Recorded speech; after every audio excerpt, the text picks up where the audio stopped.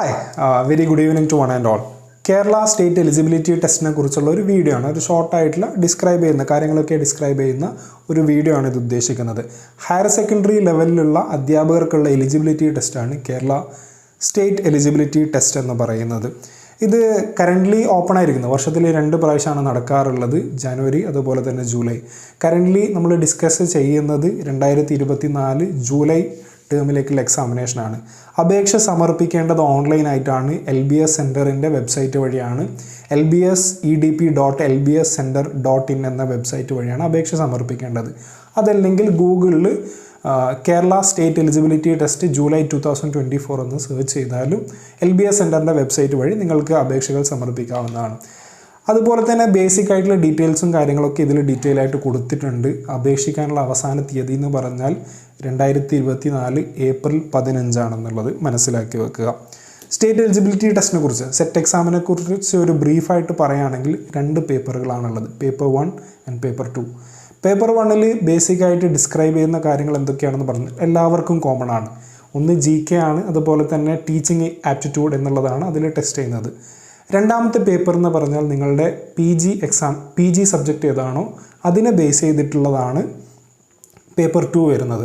Paper 2 31 സബ്ജക്റ്റുകൾ available ആണ്. ഇനി അതല്ല, ഈ 31 സബ്ജക്റ്റുകൾ ലിസ്റ്റ് ചെയ്തതിൽ നിങ്ങളുടെ PG സബ്ജക്റ്റ് ഇല്ലെങ്കിൽ നിങ്ങൾക്ക് ഇക്വലൻ്റ് ആയിട്ടുള്ള PG ഏതാണോ, കേരളത്തിലുള്ള ഏതെങ്കിലും ഒരു യൂണിവേഴ്സിറ്റിയിൽ നിന്ന് ഇക്വലൻസ് കിട്ടുന്നോ അതിനനുസരിച്ചുള്ള ഒരു PGക്കാണ് അല്ലെങ്കിൽ പേപ്പർ 2നാണ് അപേക്ഷ കൊടുക്കേണ്ടതെന്നുള്ളത്.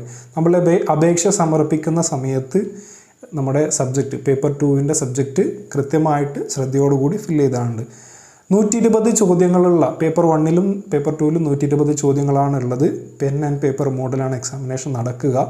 Maths and statistics PG examination ഉള്ളവർക്ക് 80 വീതം ചോദ്യങ്ങളാണ് പേപ്പർ 2ൽ ഉണ്ടാവുക.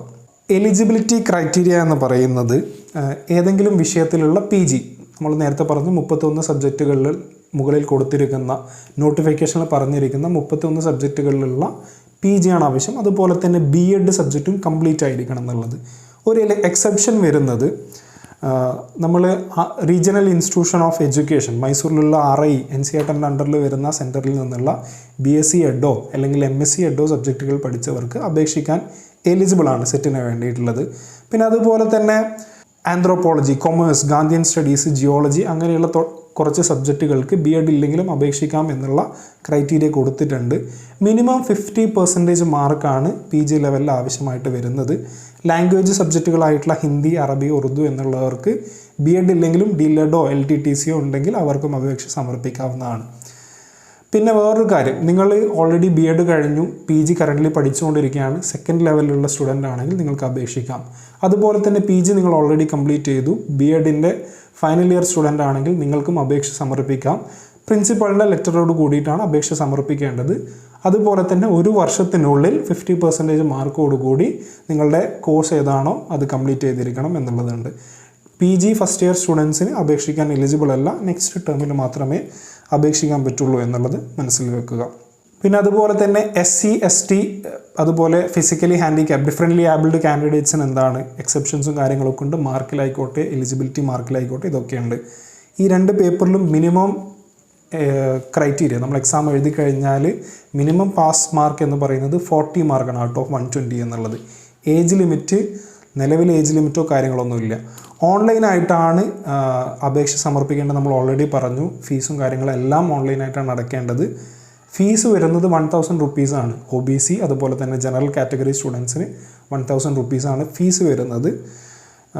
SC ST അതുപോലെ തന്നെ ഫിസിക്കലി ഹാൻഡിക്യാപ്ഡ് അല്ലെങ്കിൽ ഡിഫറെൻ്റ്ലി ഏബിൾഡ് ആയിട്ടുള്ള കാൻഡിഡേറ്റ്സിന് വരുന്നത് 500 റുപ്പീസാണ് ഫീസ് വരുന്നത്. രജിസ്ട്രേഷൻ കാര്യങ്ങളൊക്കെ എന്താണ്, സിമ്പിളാണ്. മൊബൈൽ നമ്പർ യൂസ് ചെയ്തിട്ട് ഒരു OTP വരും, അതുവഴിയാണ് രജിസ്ട്രേഷൻ കാര്യങ്ങൾ ചെയ്യേണ്ടത്. ഓൺലൈൻ ആപ്ലിക്കേഷൻ ഫില്ല് ചെയ്യുക, നിങ്ങളുടെ ഫോട്ടോ അപ്ലോഡ് ചെയ്യുക, പേയ്മെൻറ്റ് ചെയ്യുക, ആപ്ലിക്കേഷൻ പ്രിൻ്റ് എടുത്ത് സൂക്ഷിക്കുക എന്നുള്ളതാണ്. വേറെ കാര്യം എന്ന് പറഞ്ഞാൽ നിങ്ങളുടെ എക്സാമിനേഷൻ സെൻറ്റർ എവിടെയാണോ ചൂസ് ചെയ്യുന്നത്, കേരളത്തിലുള്ള 14 ജില്ലകളിൽ എക്സാമിനേഷൻ സെൻറ്റർ അവൈലബിൾ ആണ്. ടെസ്റ്റ് സെൻറ്റർ ചൂസ് ചെയ്യുന്നതും ശ്രദ്ധയോടുകൂടി ചൂസ് ചെയ്യുക. ഇതാണ് സെറ്റിനെ കുറിച്ചുള്ള ബേസിക് ആയിട്ടുള്ള ഡീറ്റെയിൽസ് എന്ന് പറയുന്നത്. അതുപോലെ തന്നെ നിങ്ങൾ മൈനോറിറ്റി കമ്മ്യൂണിറ്റിയാണ്, ഇപ്പോൾ OBC നോൺ ക്രീമി ലെയറിൽ കാറ്റഗറിയിൽ വരുന്ന ആളാണെങ്കിൽ കേരളത്തിലുള്ള റവന്യൂ അതോറിറ്റിയിൽ നിന്നുള്ള സർട്ടിഫിക്കറ്റ് സബ്മിറ്റ് ചെയ്യണം. അതുപോലെ തന്നെ ഈ സർട്ടിഫിക്കറ്റിൻ്റെ ഡേറ്റ് എന്ന് പറഞ്ഞാൽ 2023 മാർച്ച് 17-ൻ്റെയോ 2024 ഏപ്രിൽ 20-ൻ്റെയും ഇടയിലുള്ള സർട്ടിഫിക്കറ്റ് ആയിരിക്കണം നിങ്ങൾ സബ്മിറ്റ് ചെയ്യേണ്ടത്.